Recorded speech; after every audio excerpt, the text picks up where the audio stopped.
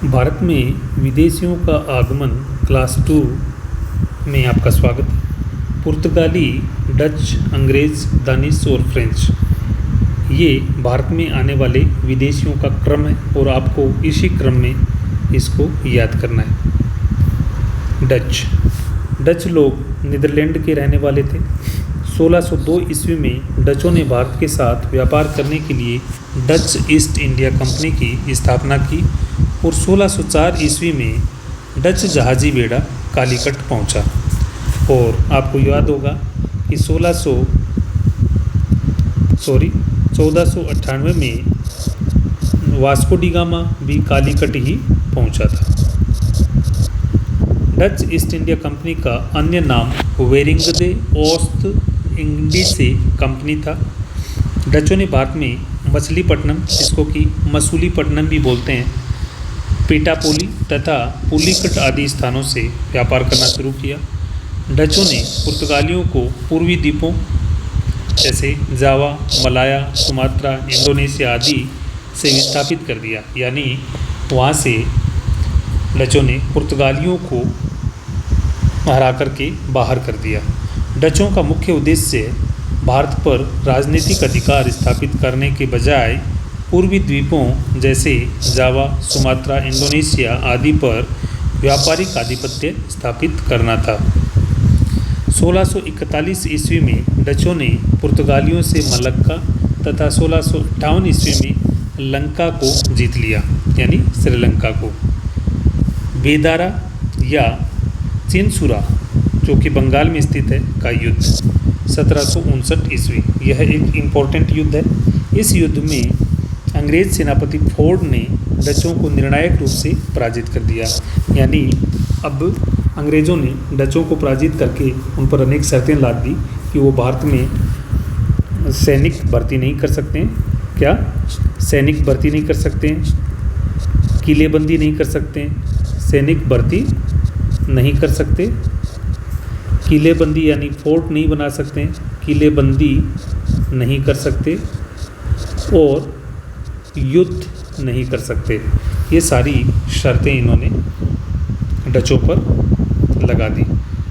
अब पढ़ते हैं हम ब्रिटिश ईस्ट इंडिया कंपनी, जिसकी स्थापना 31 दिसंबर 1600 ईस्वी को हुई। 1579 ईस्वी में इंग्लैंड के नाविक ड्रेक ने समुद्र के मार्ग से विश्व की परिक्रमा की, यानी पूरे विश्व को उसने नाव यानी पानी के जहाज़ के माध्यम से परिक्रमा की और विभिन्न समुद्री मार्गों का पता लगाया। 1588 ईस्वी में अंग्रेज़ों ने स्पेनिश आर्मेडा, जो कि होता है एक नौसैनिक बेड़ा, को परास्त करके पूर्व की ओर जाने का समुद्री मार्ग खोज लिया। 31 दिसंबर 1600 ईस्वी को महारानी एलिजाबेथ प्रथम ने इन व्यापारियों को एक आदेश द्वारा पूर्व के साथ व्यापार करने की अनुमति प्रदान की। ब्रिटिश ईस्ट इंडिया कंपनी का प्रारंभिक नाम governor and company of merchants of London trading into the east Indies था। ये इंपॉर्टेंट है। विलियम हॉकिंस, ये नाम 1708 ईस्वी तक कंपनी का रहा था। विलियम हॉकिंस, इसको ब्रिटिश सम्राट जेम्स प्रथम ने मुग़ल बादशाह जहांगीर के दरबार में व्यापारिक अनुमति प्राप्त करने के लिए भेजा था। 24 अगस्त 1608 ईस्वी को हॉकिंस हेक्टर नामक जहाज से सूरत बंदरगाह पर पहुंचा था। कैप्टन हॉकिंस ने आगरा में जहांगीर से मुलाकात की। जहांगीर इसके फ़ारसी बोलने से काफ़ी प्रभावित हुआ। तो कैप्टन हॉकिंस जो है वो फ़ारसी का अच्छा ज्ञाता था, लेकिन उस समय मुग़ल दरबार में पुर्तगालियों का वर्चस्व था, जिन्होंने इसको किसी भी प्रकार की व्यापारिक अनुमति प्राप्त करने में सफल नहीं होने दिया। यानी हॉकिंस जहांगीर से किसी भी प्रकार की व्यापारिक अनुमति प्राप्त नहीं कर सका। जहांगीर ने इसको 400 का मनसब तथा उमरा की उपाधि प्रदान की। यह बहुत इंपॉर्टेंट है कि जहांगीर ने इसको 400 का मनसब दिया और उमरा की उपाधि प्रदान की तथा इसकी शादी भी करवा दी। और ये कई 4-5 वर्ष तक ये आगरा में रहा था। जहांगीर हॉकिंस को इंग्लिश खान कहता था। हॉकिंस ने जहांगीर को इंग्लैंड की रानी एलिजाबेथ प्रथम से ज़्यादा धनवान बताया। तो ये कुछ इंपॉर्टेंट बातें जो आपको पता होनी चाहिए। पाल कैनिंग 1612 ईस्वी, तो ये हॉकिंस के बाद में मुगल दरबार में आता है। यह राजा जेम्स प्रथम का पत्र लेकर मुगल दरबार में उपस्थित हुआ, लेकिन पुर्तगालियों के विरोध के कारण इसको व्यापारिक अनुमति प्राप्त करने में सफलता नहीं मिल पाई। फिर एक इम्पोर्टेंट युद्ध होता है जिसको सवाली या सुवाली, जो कि सूरत में स्थित है, का युद्ध 1512 और 1514 ईस्वी। इस युद्ध में अंग्रेज नौसेना ने पुर्तगाली नौसेना को बुरी तरह से पराजित किया तथा अपनी नौसैनिक शक्ति का प्रदर्शन किया। तो अंग्रेज़ों ने पुर्तगालियों को इस सवाली के युद्ध में 1512 में हरा दिया। और अगला जो पॉइंट है, विलियम एडवर्ड 1615 ईस्वी, यह ब्रिटिश सम्राट जेम्स प्रथम का पत्र लेकर मुगल दरबार में उपस्थित हुआ, जिसे जहांगीर ने भारत में बस्तियां बसाने तथा व्यापार करने की अनुमति दे दी। सर टॉमस रॉ 1616 ईस्वी, इसने जहांगीर से अजमेर के मैगजीन फोर्ट, जो कि अकबर ने बनाया था, में मुलाकात की तथा भारत में व्यापार करने के विशेषाधिकार प्राप्त किए। यानी जो अन्य कंपनियां हैं जैसे कि पुर्तगीज़ यानी पुर्तगाली थे, उनसे अधिक अधिकार प्राप्त किए। इस प्रकार मुगलों से व्यापारिक अधिकार प्राप्त करने में सर टॉमस रॉ प्रथम थे। यानी मुगलों से व्यापार के विशेषाधिकार प्राप्त करने में सर टॉमस रॉ 1616 ईस्वी में सफल हुए। भारत में अंग्रेज़ों को एक हाथ में तलवार और दूसरे हाथ में स्वांतवाहक की छड़ी रखने के लिए सर टॉमस रॉ ने 1619 में कहा था। ये इम्पोर्टेंट है कि ऐसा किसने कहा था, तो यह सर टॉमस रॉ ने कहा। टॉमस रॉ ने voyage to the eastern islands यानी पूर्वी द्वीपों की यात्रा नामक पुस्तक लिखी। भारत में 150 वर्ष तक अंग्रेज़ों ने व्यापारियों के रूप में काम किया, लेकिन वे अपनी शक्ति जुटाते रहे तथा बाद में राजनीतिक अधिकार प्राप्त करना शुरू कर दिया। फैक्ट्री अथवा कारखाना, ये एक टर्म है, ये किसके लिए यूज होती देखते हैं। यह एक प्रकार के व्यापारिक गोदाम थे जिसमें अंग्रेज़ रहते भी थे। इसमें किसी भी प्रकार की मशीनें नहीं लगाई जाती थी और इसमें केवल कपड़े और जो वस्त्र थे या व्यापारिक सामान था वो ही रखा जाता था। ईस्ट इंडिया कंपनी ने सर्वप्रथम सूरत में अपनी प्रथम व्यापारिक बस्ती बसाई। अगला, भारत में अंग्रेज़ों द्वारा स्थापित व्यापारिक कोठियों, ये कोठियाँ हैं, कोठियों का क्रम, ये बहुत इंपॉर्टेंट है, आप इसको इंपॉर्टेंट लगा सकते हैं।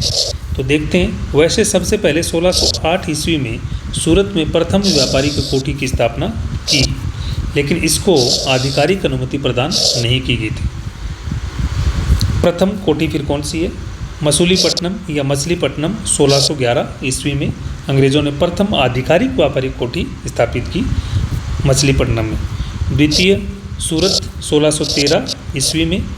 तृतीय बालासोर ओडिशा 1633 ईस्वी में।